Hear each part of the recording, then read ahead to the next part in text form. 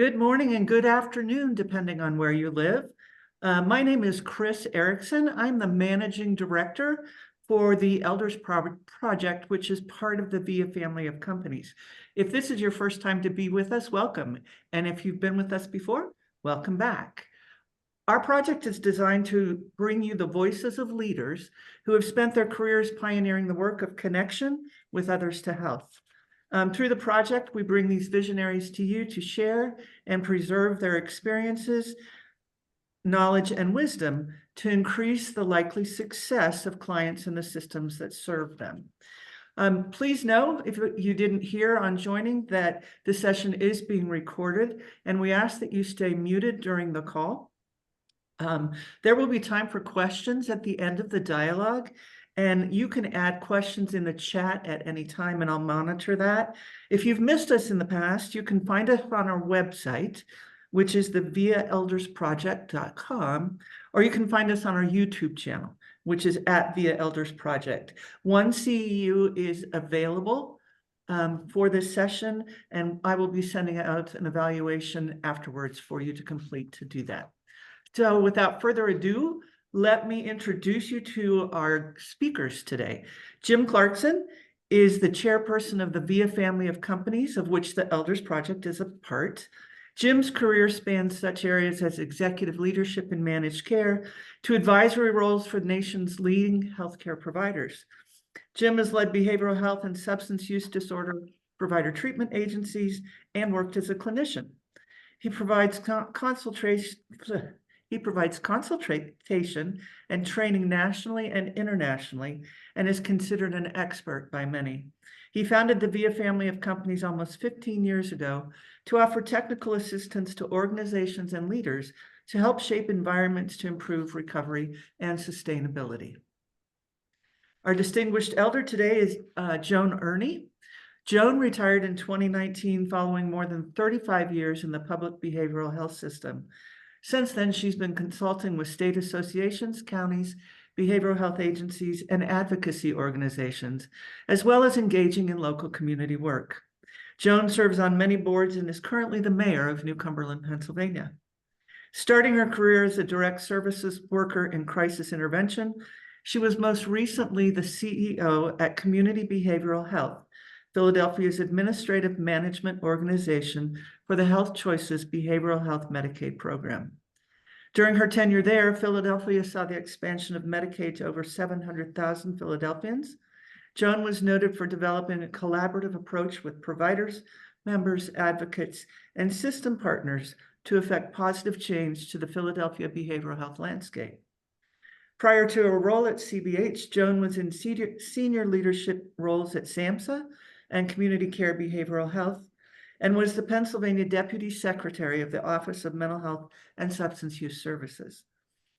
In her state role, Joan closed 3 state hospitals, expanded HealthChoices behavioral health system statewide, created a criminal justice initiative, saw the development and impact of peer services, created a robust advisory structure, and made numerous policy and program changes to enhance services for children and their families. It is my pleasure to introduce both Jim and Joan to you, and we look forward to the dialogue. Jim, I'm going to turn this over to you. Great. Thank you so much, Chris. Really appreciate it. Welcome to all of our guests who have joined us from all over the country, and it's great to see some wonderful familiar faces and some beautiful new faces as well. So thank you all very much for joining us. Before we get to our really distinguished guest today, who I'm just so thrilled and grateful that Joan has joined us, I wanted to just share a definition of elder that sort of sums up how we look at our elders project here. And the definition is, an elder is not defined by age alone, but by the depth of their understanding and the grace with which they carry it. An elder is a keeper of stories, a bridge between generations, and a guardian of wisdom earned through experience, reflection, and compassion. They do not lead by command, but by presence, steady, grounded, and patient. Their words carry weight not because they are loud, but because they are rooted in a life of listening. An elder's true gift is not in knowledge alone, but the ability to see others fully and to nurture the seeds of potential in those who come after them. To be an elder is to live as a light in the dusk, illuminating the path for those who follow, not by telling them where to go, but by showing them what it means to walk with purpose, humility, and heart. And so that's the spirit in which we present our VIA Elders Project. And it's such a delight to have Joan Erney with us today. And Joan, welcome. And we're so glad to have you. Thanks. I love the definition of elder. I have to say, for me, I felt, well, I am old, so I can add that to it. But it's a wonderful, wonderful approach to being an elder for sure. Absolutely. And thank you. And you, by all indications, come with incredible amounts of the characteristics I just described. So let's just jump in and have some questions and look forward to your reflection. So you truly have done so much in so many areas of our field. And I'm curious, what do you feel were your most important contributions and achievements over the years from truly from your perspective?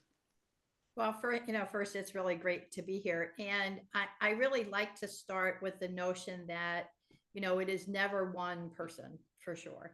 That when you start to talk about your achievements, I always get a little bit anxious because none of the achievements were absolutely mine alone. One of the smartest things I think I ever did was that I surrounded myself with individuals who were smarter than I was, and who were really able and willing to work really hard in order to meet the needs of people in our state and in our communities. So let me first say that. I would say the things that I really feel as I reflect back on that I think hopefully made the biggest difference, and that some of them being sustained, is that I tried to build on the legacies of others. So irrespective of what administration it was, we had some really great leadership in Pennsylvania. We had Marty Nisley and Charlie Curry and folks who've had national footprints in mental health and substance use treatment services. And I was able to really look forward from their perspective and build on that. So we had already some momentum in doing things. I think the second thing is that I really tried very hard to live the kind of the mantra of, you can't make systems change, not meaningful systems change, if you don't listen to those with lived experience and their families. So creating the robust advisory council, I had a lot of pushback. This was when I was in state government. I had a lot of pushback from the administration initially about, what are you doing? So I collapsed all of these, various groups. We created a children's adult and an older adult group. We followed that. It had to be 51% people with lived experience, families, and advocates who would lead that. And then we did a kind of a big, I would do something with everybody in an open meeting. You had to be appointed. And we used that mechanism for any major policy that we did. We had each committee actually organize and give us priorities, and then we would follow through, and then everything we did. So all the announcement of state hospitals all came through an advisory council. So I was very proud of that. And it is not in its same venue, but it does still exist many years later. So I think that was one thing that was a culture shift that we created. I think the second is that we did, in fact, have managed care that had started in Pennsylvania. One of the books that I'm going to reference later, we only had half of our state in Medicaid managed care. And there was some extraordinary inequity between those counties who had it and those counties that didn't. And we can talk a little bit more about that later. And so during my tenure at the state, I was able to really foster and take advantage of our governor at the time, who wanted something to, he wanted to host meetings all over the state for what would be a good Medicaid strategy. And so we all kind of got together and said, well, we're going to tell him that our complete statewide managed care organizations for our county-based Health Choices program is the #1 thing that he should consider. Much to his annoyance, that's what came out of all of the statewide meetings. So we were successful in moving that forward. So the state had the benefit then of Health Choices managed care everywhere in the state. Certainly the third was the closing of the state facilities. Those were extraordinarily difficult days and decisions to make. There was a book written about Harrisburg State Hospital, the first state hospital that we closed. We decided to do that within minutes of being in office at the state. And I had the luxury of having Estelle Richmond as a secretary who had just closed Philadelphia State Hospital. And Harrisburg State Hospital had a book, and it ended with, "They will never, ever close Harrisburg State Hospital." So there we were in the Capitol, and we decided, oh, let's go close this one. It was tricky, but it was such an extraordinary experience. And again, one of the things that I learned immediately is how much I didn't know, but how you surround yourself with people who were committed to making sure that we did it well, that we really respected the wishes of the people who were at the hospital, the individuals who lived experience who were there, their family members, the community, really thinking about what kind of infrastructure you have to keep. And we opened the doors. So one of the things that I was able to do as part of the legacy of OMSAS is Charlie Curry had done something around seclusion and restraint and the elimination of seclusion and restraint in our hospitals. We were able to build on that and say our doors are always open. So when we closed state hospitals, in each state hospital, we had an advisory group of advocates and individuals with lived experience and their family members who really guided and really held us accountable. So Disability Rights Network and public interest attorneys all were at our door, and we opened up the doors and said, you need to be able to come in. You need to be able to, you need to be able to see that we're actually trying to do the right thing here. So closing state facilities was, I thought, really an important step. And then I tried to create an opportunity where we talked about unified systems, where no matter what door you go in, you are able to access treatment and support services, irrespective of who the payer was. So it didn't matter if it was county and state funds or Medicaid or Medicare or commercial, really trying to do this opportunity where someone could get support no matter what, and that the system and that the services would be similar. When I went to Philly, I had the luxury of really working in a system where it was built to do that. It was a county-run MCO that really came from the ground up and had this really unique experience and opportunity to think about how do you put all of those systems pieces together. And one of the things that in Philadelphia that we were really excited about is the fact that our tentacles went everywhere. So we had staff that were in the juvenile courts. We had staff in the adult courts. We had staff at different police venues. We had staff who were in the school district. We had major initiatives with federally qualified health clinics, and we had major initiatives with child welfare, and did a huge project with our homeless advocates, really converting CRRs into supported housing. We moved 1,000 individuals into supported housing in Philadelphia. So had that luxury again of when you have an infrastructure that's able to accommodate that, really creating a unified system where our tentacles were able to be and almost touch, every part of the system. So those are probably the main ones. Thank you so much, Joan. What's really clear is that from the beginning, you surrounded yourself with people who, as you described, smarter than yourself, people who can be willing and work hard. And in the same sort of texture, you really focused on people with lived experience. And love the way that you also talked to going into, like when you went into Philly, that you could actually use the infrastructure that was already in place to really help reach into different populations and different systems to try to bring it together. One of the questions I have that feels really important, well, there's actually two really important right now is, when you were in the process of transitioning and closing the Harrisburg location, you talked about getting a lot of pushback. And one of the things I think would be really interesting to hear your perspective on right now is, all of us, I think, are experiencing or having the experience of how to navigate pushback Yeah. and how to stay true to what we know. I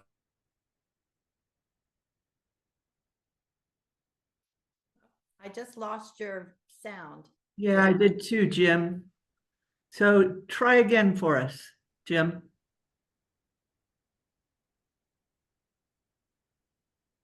No, we lost your sound. There you are. There you There you are. are. Back? Is it okay? Sorry about that. I don't know. I'm not sure what's going on other than it says my connection is unstable along with myself. No, the question was, Right. this whole area of pushback and navigating pushback and doing it in a collaborative, Sure. as collaborative a possible way. What words might you offer us who are working on that pushback right now or working within it? Well, it's always a work in progress. And here of late, I have to say, I have not been as successful in kind of managing my own tenor in my mayor's role. So we'll put that to the side. But I would say a couple of things. One is, while I was closing, and I think I see that my family members are online here. So my son, Josh, might want to weigh in. Harrisburg, particularly because it was local, was very challenging. And individuals who felt compelled to approach me in my church or approach me at my son's soccer game or, yell at me in public. And I always take the approach that I hope that you can educate. So I would stay pretty firm. And I will say that it's very interesting. I was just asked recently whether I thought I had made a good decision to close Harrisburg State Hospital. And let me say, again, I had incredible support from leadership. I had Estelle Richmond as a secretary, and I had Governor Rendell, who really, they are the folks who took the biggest risk, I think, politically, in order to close the hospital. I was the implementation team and had to lead some of the challenges that we had. But it's something where I stay true, and all of the staff stayed true to why we did it. It became for us a civil rights issue. I mean, it became the rights of someone to be in community and not to be locked up. That we now knew how to treat folks, how to support them differently, and also how to make it work financially. We also agreed at the time that we would not lay off staff. And so we found opportunities for people to have other kinds of jobs in state government or come into the community programs with us. So there was a lot of thought in infrastructure. So I think the pushback for me was always, I hear you. I understand your concern, but here's why we did it. And here's what we're trying to do to ensure that people are safe and that they are cared for and that they are supported. And folks are either going to hear that or they're not. And the other strategy is sometimes you need to walk away and, kind of like say, I'm not going to engage. I certainly have had over the course of my career a few shouting matches, or things where I feel as if, I really needed to perhaps raise my voice a bit to say, look, that's not what we're going to do here. We're not going to have this conversation in an unhealthy and fractured way. Let's try to think about what we can do differently. But there is no doubt it is hard. And I'm always surprised that I still get people who, including some old staff from OMSAS, the office that I was in from years ago, deputy ed. I go to a retirement luncheon and they recently said to me, now, do you think we really did the right thing? Because they have all of this, the buildings are historical. And so they think because the buildings are historical, there was a mistake in letting them, letting people leave. And I said, well, the buildings are not the people, guys. The people needed to leave. I do think now that there are infrastructure challenges with our community systems, and a breakdown of some of the commitments we made when we closed the state hospitals, it allows for more kind of folly and for people to kind of challenge us more about, so what are you doing with all these people who are in jail? And, what are you doing for these younger individuals who would have gone to a state hospital? realizing, or perhaps not realizing, this is never a group of people who would have come into the state facilities ever. But there's just a perception that that's really the catch-all. So again, I always think education is what I hope is that you stay true to the kind of your commitment, kind of philosophically, how you feel about it, and then really try to use opportunities to, educate, enlighten, and hopefully persuade. So. Yeah, absolutely. Thank you so much. It's really clear in hearing you share so far that you really have listening as a core value in all the activities that you do. And there's also really, I'm hearing a big element of courage, which as many of you know, the courage means in French means large-hearted. Even talking about, this pushback that we're experiencing now as a civil rights issue, and aligning our efforts in a listening way, but also in a very courageous way. And it was just great to hear. Yeah. But, and I think that sometimes folks forget that so much of what is troubling and what causes challenges for not only our population, but others is poverty. That it is not the fact that someone has mental illness or even a substance use challenge. What happens is they're poor. And so they need all this other kind of those things that all of us need. So housing and supports and food. And that is in fact what is more challenging and where they may land in bad places. So. Yeah, absolutely. As we continue to really try to bolster our community services, two of the areas that we see as really important is, to do that is really excellence in care management. And as you mentioned earlier, the role of lived experience and peer support.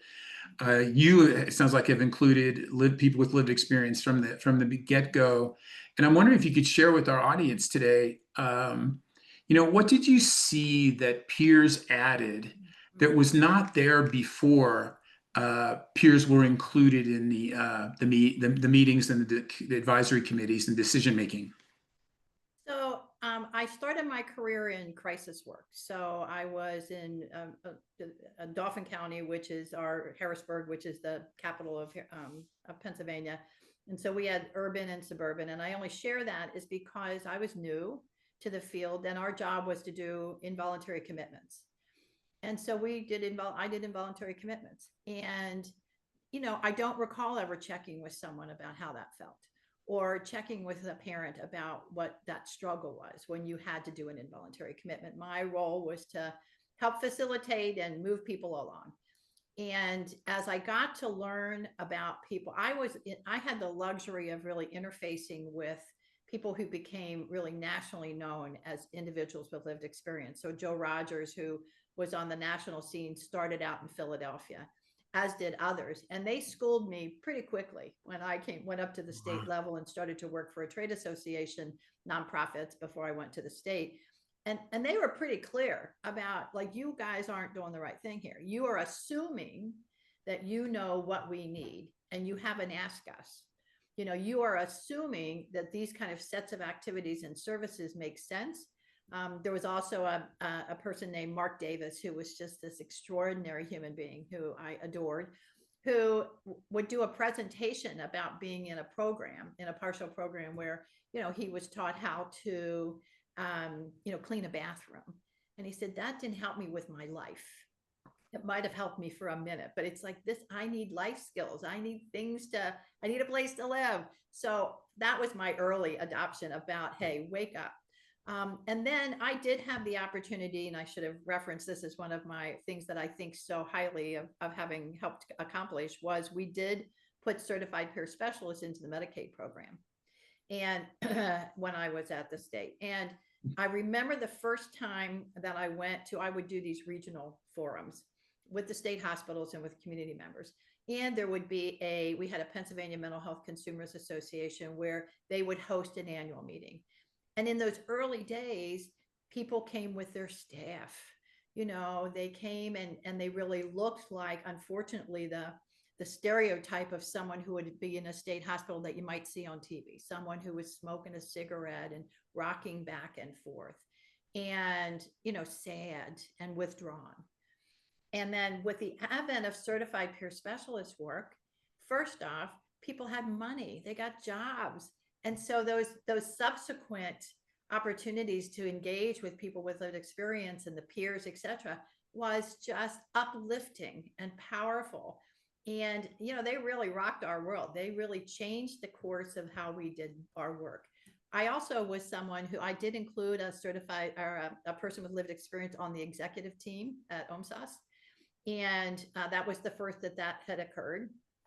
And she was a constant reminder to us, why are you making the decision and how's it going to impact somebody? How's it going to impact a person? And, it is a great reminder that we get into our cocoons as maybe staff or as leaders or administrators, and we forget that it's the people who are out there who are interfacing with our system every day that can really inform us of what we need to do. Thank you so much, Joan. I think that's so important, as important today as ever. The wisdom in the people and families who have lived experience and are willing to share it with others, especially in structures where there's reimbursement and professional career ladders and those kind of things. Very still excites me even just talking about it as a managed care executive. One of the things that I used to see is, we'd have our finance people, our CEO, or medical directors, all of us kind of coming from different paradigms and languages, but it was our peers, our people in recovery and resiliency, who, when they gave feedback on a given topic, even the, quote unquote bean counters, you could see their hearts change a little with the input right there at the executive table. And it did make a significant difference as you've experienced. Well, one interesting anecdote is the first time we did the HealthChoices Medicaid contract, we had to do an RFP and it had to be reviewed. And we wanted a person with lived experience and a family member on the review team for the state. And you would have thought we had asked for, something just so incredibly challenging. And our comptroller and all kinds of folks said, absolutely not. We will never allow it. And the secretary said, well, of course we will. And so we allowed those folks to be on our review team. And interestingly, the person from the contract office who did the reviews came to me afterwards and said it was the most important thing we had ever done. And It became state of the art. It really became kind of best practice to include folks and to really embed them in all of these reviews, which we did going forward. So, yeah.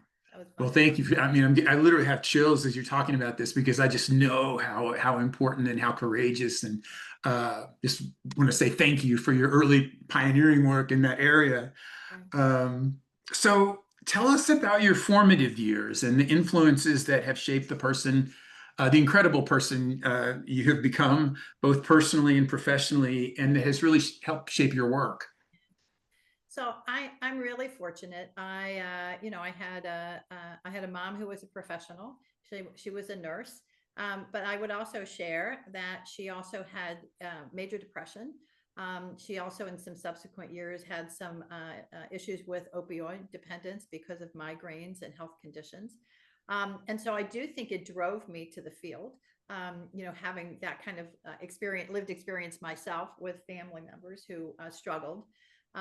But she was someone who worked hard, and that's kind of my roots, is expectation of working hard. I would say getting into the field, I went back to school in my late 20s, and I had a professor named Nancy Summers, and I was hoping she would be on. I know she was having some health issues. She was going to try to jump on. She also has someone who is an author, and she has written some of the more, I think, important books around case management that are used in many of the schools.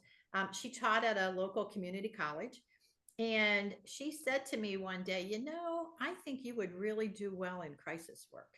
And her husband was working at the local crisis agency, and she was this just incredibly wonderful. She was a Quaker and a teacher, and this wonderful, kind person who really supported the women and men, but mostly women, in her classrooms. And we were older coming back. I was in my 20s, later 20s.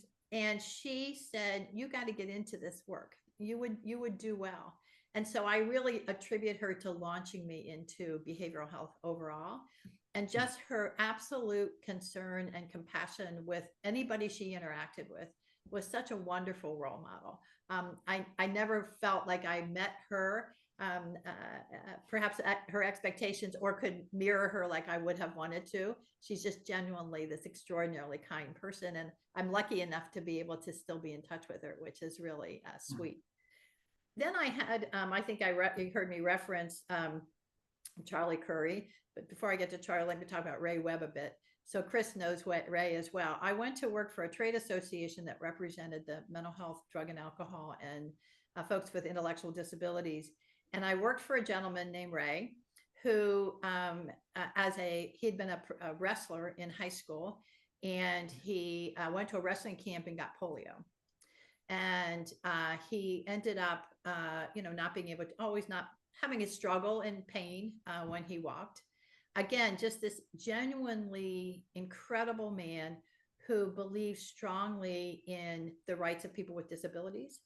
And he would go up to someone we had a guy who had a tick, and he'd go to him, he'd go right up and say, does that tick bother you? And, he would want to talk about it. He'd want to talk about your disability. He wanted to talk about, the things that were bothering you. And I would be mortified, like, I can't do that. But he was just this genuinely warm guy. He also, he was the person who encouraged me to go to law school. We had an opportunity with our office to have law school partially paid for, and they were building one right down the street. And he said, you should do something. You should really do this. And so I was successful in being able to go to law school at night and still work for him. So definitely had this incredible mentoring role in kind of moving me towards policy. And I did a lot of legislative work and policy work under Ray. Then I had the opportunity to work for Charlie Curry, who, we were of different kind of political backgrounds. And so we would fuss on occasion. But what he taught me was, when you're in a situation where maybe you don't align 100%, there's something, one, called compromise, and two, kind of taking advantage and understanding what your landscape is and what can you still accomplish. So even if you can't accomplish X, could you accomplish Y? Because you still have this opportunity to do things. So we were successful in getting the HealthChoices program launched under Charlie. It was a Republican administration, and he was masterful at saying, well, let's navigate this so that we can let counties either do it themselves or contract with someone. That way, we're going to bridge the Democrat political divide in local government, because they can choose which model they want.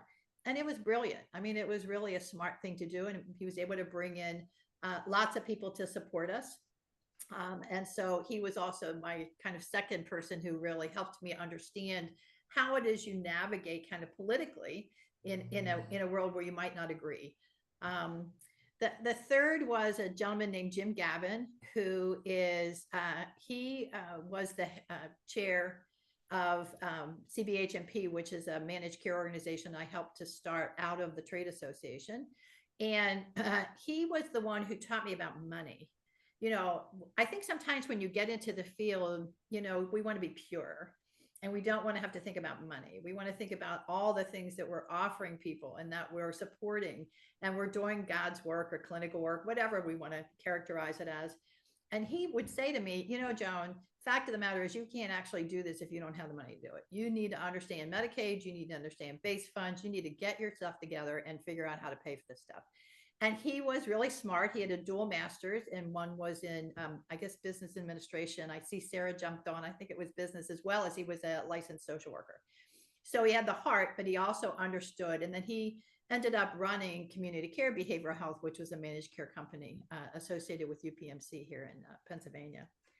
And then certainly I can't, go on for without talking about Estelle Richmond. So I met Estelle early on in my career, and she was extraordinary.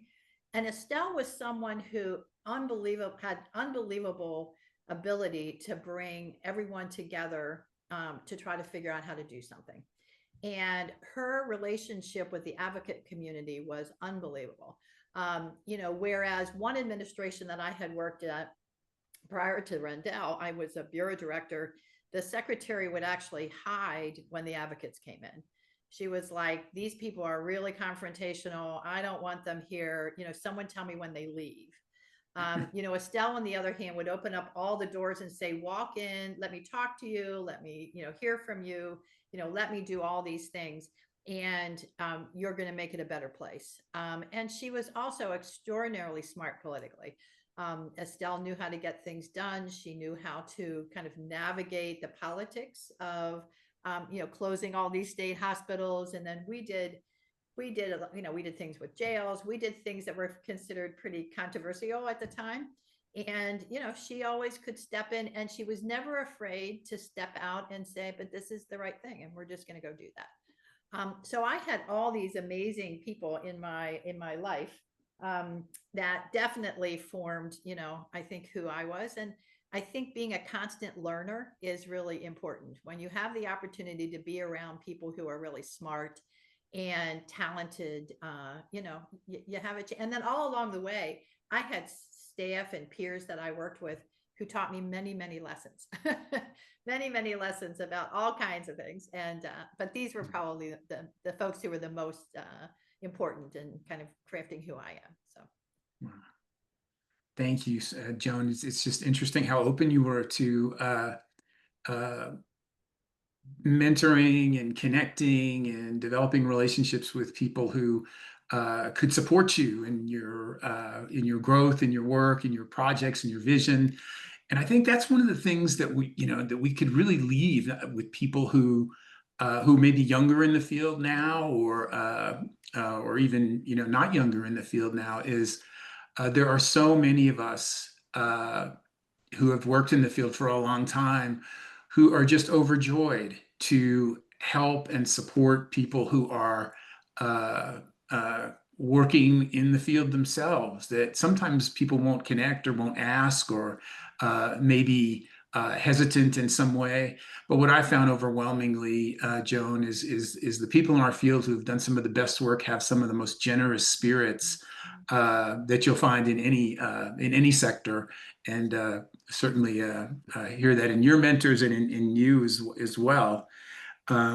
So I'm wondering, I'm sorry, before you go go ahead. on, one of the things I want to reference, and I don't know if Pam Hyde is still on the call, but I should say in my early days, Pam Hyde, Marty Nisley came to work in Pennsylvania, and I was kind of new to the policy fiscal field. I was working for the trade association, and Marty took us on a visit to Ohio, where Pam was. And I was so intimidated. I have to say, Pam, it was tough. But you were, of course, the voice of wisdom in the day. And then I had the unbelievable opportunity to go to SAMHSA while she was the secretary, and another opportunity. So only to say that Pam Hyde also definitely set the stage for us in Pennsylvania to be able to do any of the work. It was all built on things that she and others had done in Ohio. So I do want to definitely give her due. So. Absolutely. Yeah, I think a number of us, Joan, could echo Pam's role in our own personal and professional development and the work that we do. And we're just very grateful, remain grateful. I see several people here on the call nodding. So thank you so much, Pam. So Joan, if you could give your younger, fresh-faced self right out of college some messages to guide and support her, what would some of those things be? What would you tell yourself to be ready for this journey? Right. Well, I think we've touched on it a bit. I do think one, it is listening. I tend to want to comment on everything. I remember having a boss at Crisis who said to me, you don't have to fight every fight. You don't have to comment on everything. We don't need that. And I think really my early self needed to listen more, needed to think about, kind of so listen more is one, and listen to everybody, not just people with lived experience and their families, but also to people who have been here, been around a little bit, and just try to understand your work. I think the second is, in fact, knowing the policies, the programs, and the finance. I think one of the things that happened to me early on, as I referenced in my experience with crisis and then even getting into the trade association, I didn't understand regs. I didn't understand, finance. I didn't know how things were being paid for. Not that you have to become an expert, but I think being aware of how the system actually operates, and being willing to say, if it's not great, are there ways that you can think about, like you would want to change that? I think the third thing is to recognize that when you see things that aren't good or you're concerned about, like, speak up. I certainly think there were times in my career where I was a little bit hesitant to kind of rock the boat. You're in a job, you're not really sure you should be saying something, and you're not really sure you're smart enough to really think about, or can't believe that somebody else or multiple other people didn't already have this idea. So I do think also, be okay to take a risk. When I decided to try to be deputy secretary, the story was very, honestly, fairly kind of humorous. So I knew Estelle pretty well, and I was working as a bureau director, and she floated a name to me and said, "Oh, I'm thinking about this person as the deputy secretary. What do you think?" And I emailed her back and I said, lovely person, doesn't know anything about Medicaid, and is, I'd be a little concerned about that. And if you don't really have anybody in mind, I'll do it. Wow. And she wrote back and went, okay. And I went, what do you mean, okay? Oh, holy Toledo. What do I mean? What is she saying? And that really launched it. I mean, and I wasn't politically connected at the time, and I didn't have really support. I just thought, well, heck, if we're going to bring somebody in that's new and doesn't know anything, I'll just do it myself. So being a risk taker, and a younger self where I might have been able to do that sooner, is also, and having some confidence in yourself. It's hard. It's hard when you're first launching and you're first getting out there. But anyway, those are some of the things I thought about. Thank you so much. I want to really underscore those that you mentioned listening, as a message to your younger self, really focusing on listening. And then also, we've heard a number of our elders in the field talk about this, Joan, about how important it is to learn the nuts and bolts about program, policy, systems, regulations, the source documents, and then also how money moves in behavioral health. Many people have sort of put that to the side. And one of the things that I've always said is, money symbolizes what we value as a culture, as a community, how we prioritize things, how we value the things that we believe in. And so I would really just underscore what you said about how important it is to know how decisions about how money moves in behavioral health. So important. No, for sure. Yeah, that in fact, that's where that's oftentimes, the devil being in the details is, where is this last dollar, nickel, dime gonna go? Right. So I appreciate that comment. And then also being a risk taker. Some of us, like myself included, have come into the field through my own family's challenges with mental health, like you had described. And so sometimes we may not have that absolute confidence in our own capacity to participate in significant change. And when you just jumped in, with that email, how incredible it is that sometimes that's what it takes, just the ask. Right. Yeah, Absolutely. yeah. And truly, I can remember just kind of shaking in my boots thinking, what are you thinking here? Plus I was a single mom, and I worried about, you have to leave after administration, and would I have a job? But I just kept thinking, I think I can do this. And, as days went past and it became more apparent that I would become the deputy, it was really quite a journey. It was really quite a journey. So Wow. I was glad I did it. Amazing. So this is sort of a ripe question. What concerns do you have about our field right now? Yeah. And what recommendations might you have to address them to our colleagues here? Well, it's like, take a deep breath. So I would say a few things, and some of my knowledge now is, more Pennsylvania focused, but I do believe it's happening all over the country. One, I think I am extraordinarily just concerned about the federal administration. I'm very concerned about the Secretary of HHS. I'm very concerned about the future of SAMHSA and, block grants and resources, this discrimination of the LGBTQ community, the elimination of diverse programs and programs supporting the diverse populations. All of that is just so fundamentally opposed to what we've kind of grown up with in the systems, is that we're here to really support all the needs of folks. And when you are, and that we have underserved many populations, and those are populations now that seem to be out of favor or somehow not viewed as needing or being valued as folks who need services and support. So I have lots of worries about that.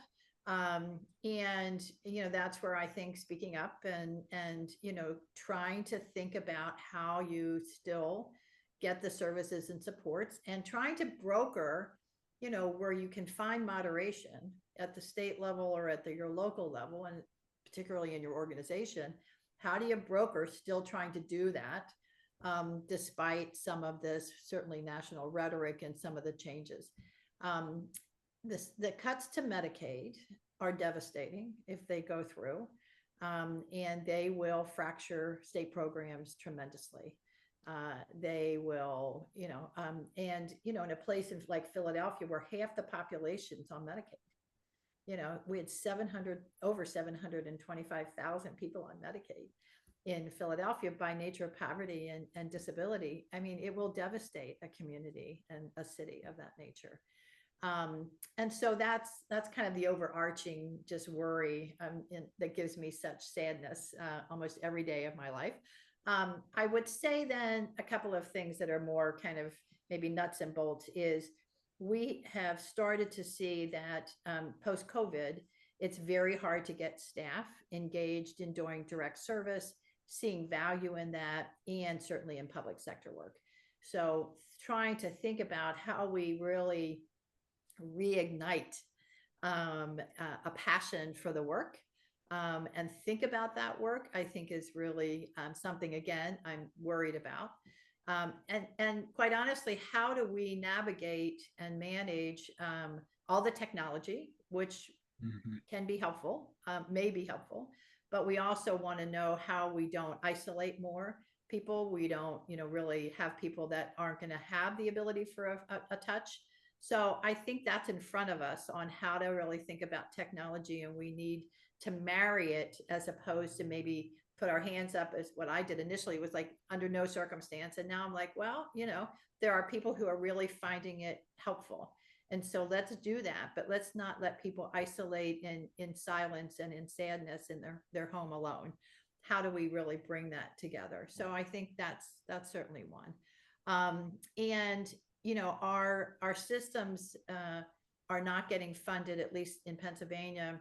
We have found that outside of Medicaid, those other kind of tax dollars that might have been available to counties in our instance are just kind of rotting away. So all the promises we made for the closing of the state hospitals, I mean, we put extraordinary amounts of money into communities in order to lift them up. And that has over time, and it hasn't, quite frankly, been a Democrat or a Republican, neither one has done what they should do in order to support the community mental health and substance use programs. So that's one. And then I would say I do worry a little bit about leadership. I do find that, that there is folks being willing to, well, let me back up. I think I'm going through a candidate. I'm up for re-election. So I've only been the mayor for 2 years, first Democrat mayor in a predominantly Republican community in the history of the town. So it's been a little bumpy.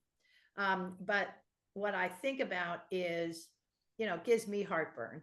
Now, if I think about folks who are in these other kinds of positions where your heartburn is, 1,000-fold what I'm experiencing.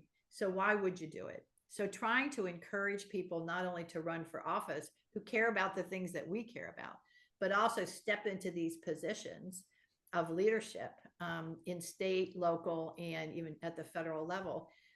I worry about that. So it's why this kind of a project, and I think things like it, and trying to get folks really energized and excited about, like, you can still rock the world. We can still do things. But it's harder now. Social media has made it harder, I think. And, there's a lot of intrusion on your personal space. So it's hard to keep it separate, even with, I think about closing the state hospitals if there would have been Facebook. Oh my goodness gracious. I didn't have Facebook to contend with. So, I do worry about that, but I think the system is fractured. It's really struggling. I think there's still extraordinary potential. It seems like commercial insurers are locally here. I was so surprised. The Blues they actually have billboards that say you can get mental health treatment in less than 48 hours. And, the fact that they would actually highlight it, I thought was the first thing that was great, because it's something that went unspoken for so many years. And the second, that as a commercial payer, they would really say, you can access, we have all these social workers on, we've got people that we can refer you to. It's time. They're overdue in picking up their fair share of the weight of trying to help support people. So I think there's potential, there's possibilities, but I think it's a bit of a troubling time now, and it gives me a lot of worry. So. Yeah. Thank you for those reflections.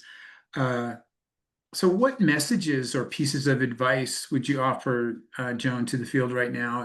Those of us who, whether we're in community mental health centers or private practice, or our peers, consultants, what messages, given your professional and life experience, would you offer at this point? Yeah. So I think I've touched on some, but I would say a couple of things. One is find your friends, find your peers, find your family. I think building coalitions and building support for yourself and for each other is an important aspect of our work. Surrounding yourself with folks who are kind of like mind, where you can build capacity to think about, well, we'd like to create some change, or we would like to try to do X, Y, and Z. But I think kind of building those relationships is one thing that is important for folks kind of either starting in the field or still in the field and feeling, concerned and isolated perhaps in their work. I think the second is this notion of we need to start earlier, and again, kind of instilling the passion about that this work is really important. And it is extraordinarily rewarding and can be rewarding. But burnout is high. It's hard work. I think it's the other thing I saw. I think my daughter-in-law is on, and she does direct service, and is really good at it. But it wears. It's wearing. It's hard, but that is okay, because you're making a difference in someone's life, and that's important to do. And it's important work. And so how to instill that kind of passion again, or that understanding, or trying to get that kind of re-energized, whether we can start in high school, whether we can start to have folks really be exposed earlier to support, I think is really something for Frank, or for young people. I think the other thing is that recognizing that public sector is where it happens. I mentioned the fact that the private sector and commercial folks are coming along, but all the innovations in Pennsylvania all came out of public sector, every last one of them. I think all the innovations on the national level, most of them come out of public sector. And thinking about, again, how do we pay people better? How do we really engage folks? How do we do kind of more and learn more about how it is that we can keep people in the public sector? First, get them there and help them pay their college. Help them pay their college bills, and then keep them energized about public sector, I think is really another opportunity. And then this notion of, advocate for change, continue to advocate for change and advocate for what you think is good about the work and what you think is not, and continue to try to focus on quality. The other thing I would say, and I think about research and data now that, that doesn't seem to be in vogue anymore. But, we know a lot.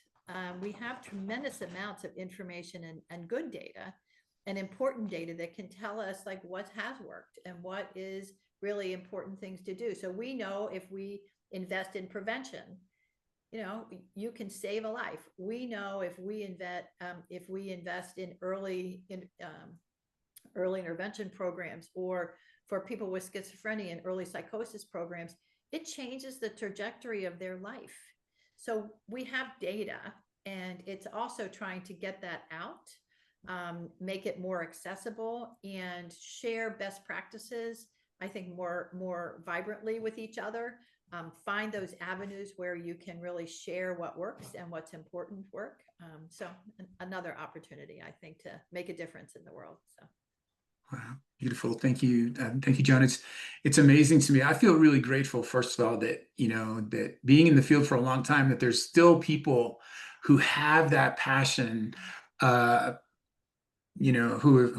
been through the trenches when it comes to moving money and developing policy and all those kind of things, but still have been able to like really keep the passion for the work. And I think your words about really being able to model and share that with the people who are choosing their careers, whether they're in college, and then people who are entering their careers at a young age, that this is incredibly, it's the great work in transforming people's lives and transforming communities. And I think it's harder now, as you said. I definitely agree. And I just wonder where, and I did hear you say about developing, our own communities and our own like-minded groups. But I wonder where the quote unquote resistance is actually going to live. If it's going to live in the trade associations, if it's going to live, I just wonder, or people doing like you do, running for a mayor in office. And like, it just feels like that's kind of what keeps me up at night. It feels like where does the resistance live? I don't know if that question makes sense, but no, I hear you. And I don't know that I have a sound answer for it, other than it really is, I think, through local vehicles and in statewide vehicles. So we've created a new kind of advocacy effort. I see that Sarah's on. She was part of these early days as well, where you start building these coalitions, and that's where the resistance builds. So and you have people who are now getting trained up on how do you intersect with your legislator, how do you make a difference, how do you advocate differently than what we've done in the past. Some of those ways aren't working anymore, so we need to be a little bit more strident perhaps, and we have to be well prepared, still be appropriate but well prepared as you go in and try to kind of tackle these hard issues. I also think it really requires leadership. So again, I had the luxury of working with leaders, Pam was certainly one, Estelle, Charlie, others, who they convened the resistance. We motivated our resistance. We motivated folks to go out and do our bidding. When we were going to close a state hospital, every hospital closing, we had a group that was called, if I get the name right, maybe Lynn, I see Lynn's on here, maybe she'll remember. It was like the coalition for the safe and sound closing of whatever hospital it was or something. And it was all, like I said, legal advocates and lots of folks putting eyes on us and, the press, etc. But they became, they held us accountable, but they also became our greatest advocates. And they went out and fought the fight. They went out and said to people, no, of course, this is the right thing we're going to do. And here's how they're doing it. And when they don't do it well, we're calling them on it. And they're making a change in direction. So I don't know. I think leaders have a role in building the support of the resistance and kind of sending them out. One of the things I find is that folks are hesitant because there's so much coming at us. that all feels pretty bad. That there's so much, it is hard to narrow down. So what should we focus on today? Are there, and then kind of generating the policy and the kind of talking points. I do find folks seem to need that, and they're hesitant to kind of generate their own thoughts about. So we always tell folks to, talk about your own experience, but yes, we'll try to help figure out some main things to really share with legislators, administrations, and things like that. But it is a little tricky when there's so much coming at you now, to try to narrow that down. So I do think also these kind of rooms and others where policy and program things can be crafted so that there is like an overwhelming or overarching, these are things that we need to fix, and every voice needs to lift it up to try to fix it. But it's not easy. This is a challenging time, I have to say. It is, and I'm just flashing back to what you said about when you were working with Charlie Curry, and you would be, maybe on different perspectives on things, but you could find the common ground and do what you could together. Right. Hopeful. Yeah. Well, I do think that is the thing, is to trying to stay hopeful is, again, it's been a mantra in our world for a long time, is, it's what we try to instill with people that we work with, as well as those that we surround ourselves with. And, on any given day, it feels a little fragile, but being hopeful, I think, is really important. So for sure. Yeah, absolutely. So last question before we open it up for questions from the group, and I'll turn it over to Chris. But Joan, if you were to recommend one or two books that you believe all of us should read, what would they be and why? Sure. So I am going to have one that's a little unusual. I like the notion. I see that, Chris. So when I first got into crisis work, I read E. Fuller Torrey's Surviving Schizophrenia, a Family Manual from 1983. And I have to say, I actually have it. I still have it. And although in my later years, I probably didn't agree with 90% of the things that E. Fuller Torrey kind of advocated for, which was a lot of state hospital, that initial grounding on the experience of families, particularly when a loved one had schizophrenia, it was really compelling for me. And it also set the stage that, and it destroyed the myths of, schizophrenic mothers creating schizophrenia, and all the myths of all the cultural stuff that, it's a brain disease. These are ways we can treat it. And I found it extraordinarily helpful. I was really thinking about what different books I might recommend. And I just think it was one that was really foundational to me early on. Sure. The second one that I do, that I talk about is, so Bill Anthony and Kevin Hutshaw, and actually I'm in this book, but it's called Principled Leadership in Mental Health Systems and Programs.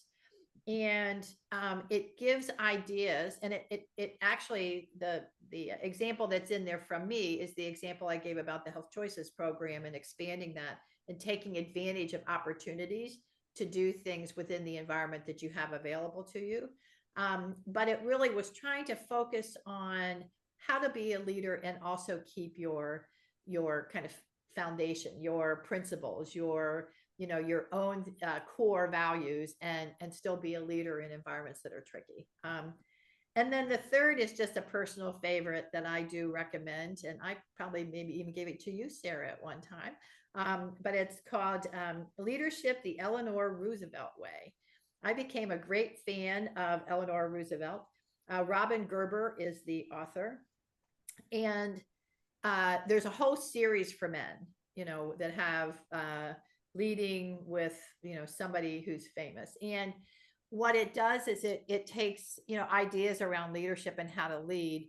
And then it gives you examples from the life of someone, in this instance, Eleanor Roosevelt, about what she might have done and what she did do in her life as a leader. And it was so, for me, kind of, this is a woman who in a very difficult time in the world, during wartime, et cetera, who was able to step out and just, do lots of really cool things and do really important work, who had extraordinary compassion for people, and was willing to take the heat from time to time on folks really pushing back on her. But anyway, it's another book that I really enjoy. So. Wow. Thank you so much. I just, before I turn it over to Chris for questions, Joan, just really want to thank you for being with us. You are a delight. You are an inspiration, and truly a blessing of an elder. And we've just been delight to have you. Thank you so much. And I'll turn it over to Chris if there were further questions for Joan. Sure, there's only one, well, it's now become two, Joan, and it's from Sarah and I. And I put it up there when you were talking about creating talking points to get out and build coalitions and with legislators. It's something I don't do well because I write too much. Yeah. So my talking points become like 4 pages, and that's not useful. But what do you think about using AI to do some of that while assuring that it's correct, because it doesn't always spit correct stuff back out at you? And using AI, Sarah's follow-up is in using AI in therapy notes and documentation. So, I'm still really a babe when it comes to AI. I will share with you that Allie, my daughter-in-law, did have me use AI when I needed to pick out a new car, and it was very successful. And it gave me 3 options, and I ended up buying one. And she was so cute because she was saying, go to whatever that site is to do AI. And I was like, what am I doing again? So, again, not well grounded. I do think we have to learn how to use those tools. And if AI could craft them, if we gave we kind of set the stage for the instructions. I do worry a bit about correctness. I worry about, that there's not a bias that gets attached to it. It's supposed to not be. So I don't know that.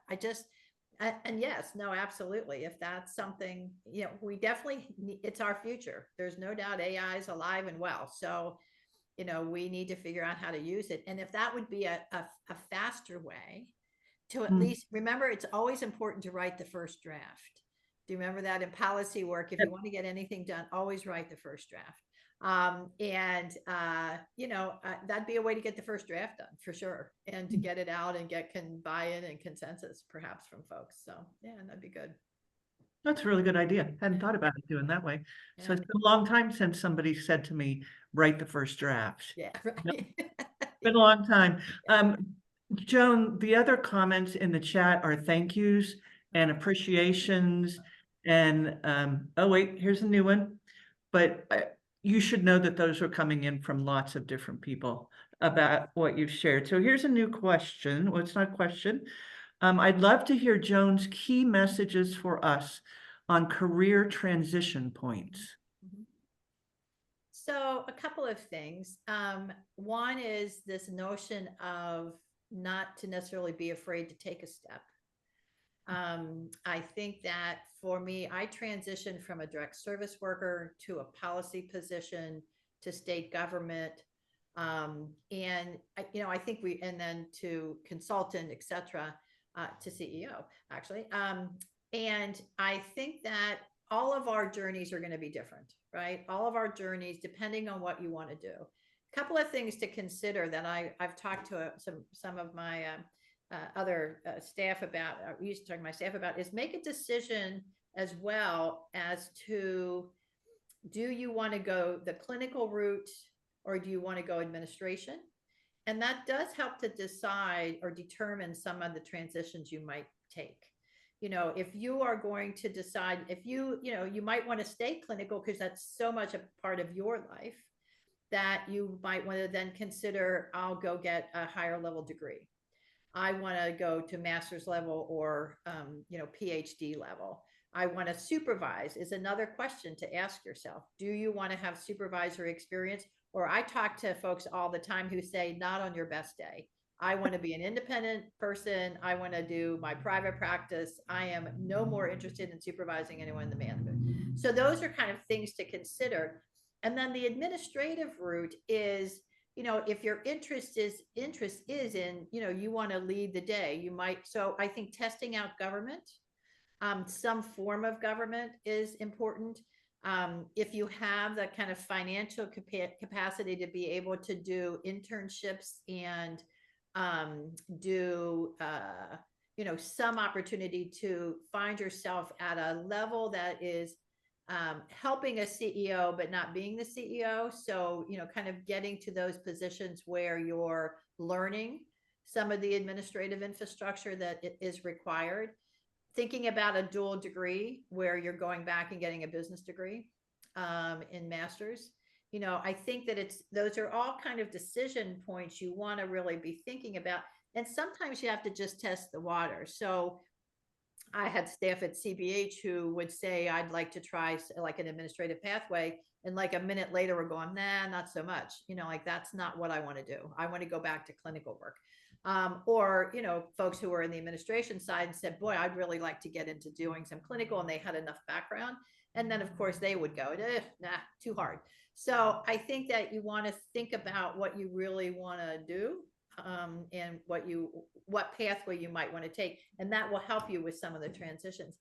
And as I said earlier, I think don't be afraid to step out, and recognize it may not work out. And it might not be, I worry a bit about the stability of organizations at the moment, and you step into an organization and the next thing you know, they're either bought out or they are going under. So I do think you should do some due diligence on, kind of who you want to work for, and your comfort level with risk, which could include you not having a job. And that's hard. Yeah, that's definitely hard, particularly if you have a family. So. Thank you, Joan. There's a comment, Jim. I don't know if you've got the chat open. Okay, good. So I wanted to make sure you saw that last one. Great, thank you. You bet. So both Joan and Jim, thank you so much for today. This has been wonderful. Nobody dropped off this call. And sometimes in webinars that happens halfway through. Nobody dropped off this call. It was a delight. Joan, it's so lovely to spend time with you again. You too. It's been a long time. It's been a long time. So thank you both. Thank you all for joining us today. And we hope we see you next month at our next call. So thank you, Chris. you. Thank you. Appreciate Good everybody. to see you, Jim. Good to Thank see you. everybody. Hey, Joan, if you need a campaign manager, I'll be there. Hey, I hear you. Thank you. Thank you.